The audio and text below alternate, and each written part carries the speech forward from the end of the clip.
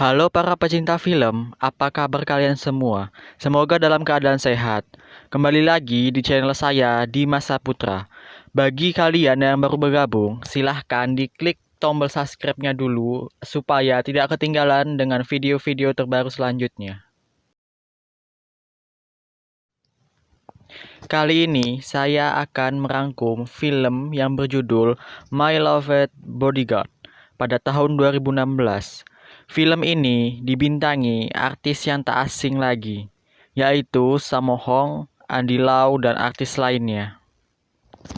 Film ini akan berkisah tentang kakek tua yang bernama Kakek Ding yang berusaha mengungkap atau mencari anak gadis yang sudah dianggap sebagai cucunya yang telah hilang dengan berbekal recorder dan kemampuan bela diri yang ia miliki. Film dibuka dengan seorang kakek tua yang baru terbangun dari tidurnya. Beliau bernama Kakek Ding. Setelah masa pensiunnya, Kakek Ding pindah dari Beijing ke suatu kota di perbatasan antara China dan Rusia yang bernama Swietown.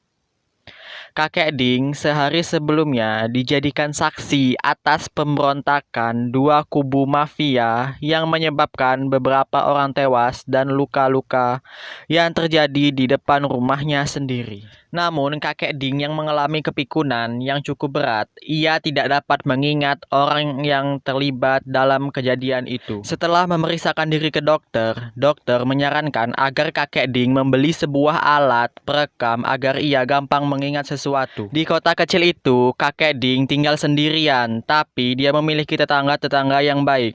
Salah satunya seorang dari mereka bernama Nyonya Pa. Nyonya Pa memiliki seorang anak yang berprofesi sebagai polisi. Sesekali Nyonya Pa mengajak kakek Ding untuk makan bersama di rumahnya. Selain itu, ada tetangga lain bernama Li.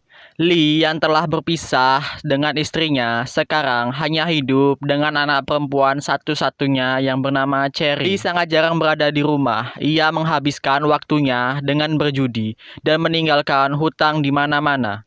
Cherry yang kesepian merasa nyaman bersama kakek Ding.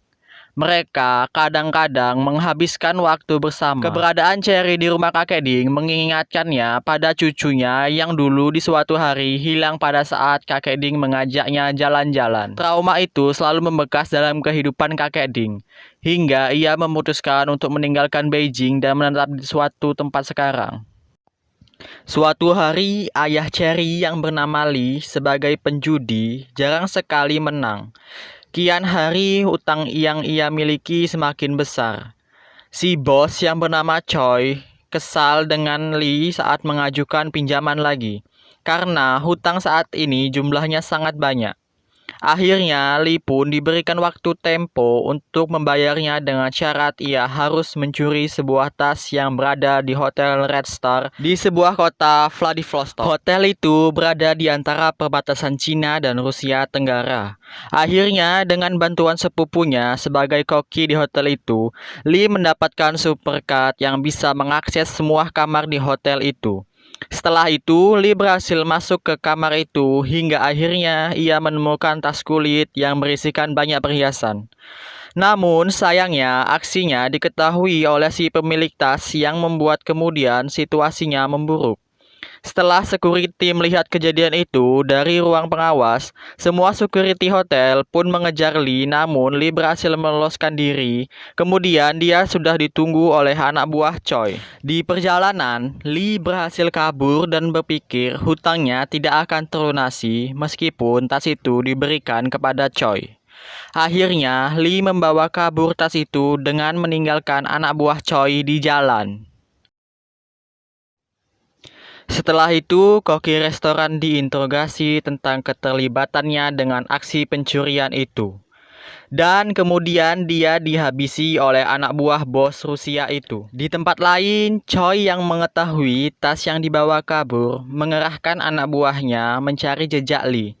Hingga akhirnya salah seorang kerabatnya mengatakan bahwa Lee memiliki rumah di Swietown dan mempunyai satu anak perempuan. Beberapa anak buah Choi pergi ke rumah Lee. Namun Cherry berhasil kabur lewat halaman belakang rumah dan masuk melalui jendela dapur kakek Ding. Salah seorang dari mereka melihat Cherry kabur dan salah seorang dari mereka berhasil masuk dan menangkap Cherry. Kejadian itu disaksikan sendiri oleh kakek Ding, membuat darah agen pengawal rahasianya pun otomatis mulai bergerak.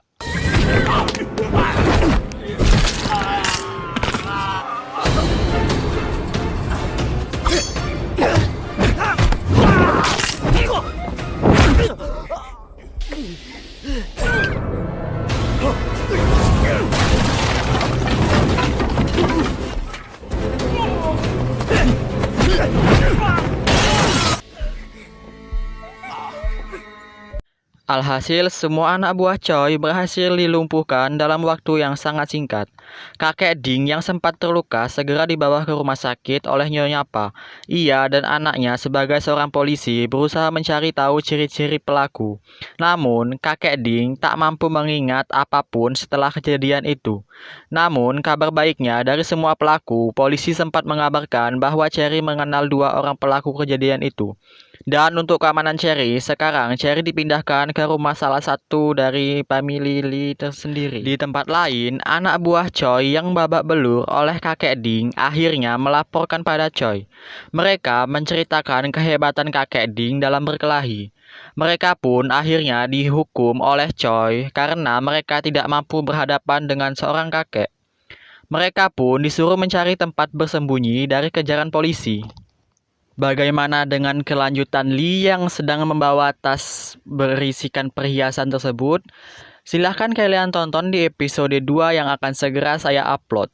Terima kasih, jangan lupa subscribe, like, dan komen, serta share sebanyak-banyaknya jika kalian suka film ini.